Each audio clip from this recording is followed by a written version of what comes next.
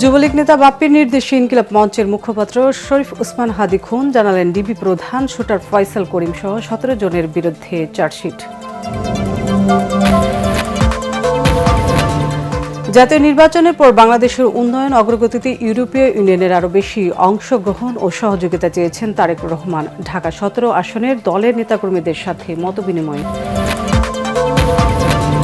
পাতানো নির্বাচনের চেষ্টা হলে আবারও মাঠে নামার হুঁশিয়ারি এনসিপির মুখপাত্র আসিফ মাহমুদের। নির্দিষ্ট একটি দলের প্রতি প্রশাসনের আনুগত্য গণতন্ত্রের জন্য অশনি সংকেত।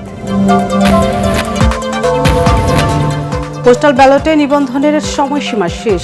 15 লাখের বেশি ভোটারের নিবন্ধন। গত 2 দিনে প্রার্থিতা ফিরে পেতে 164 জনের আপিল।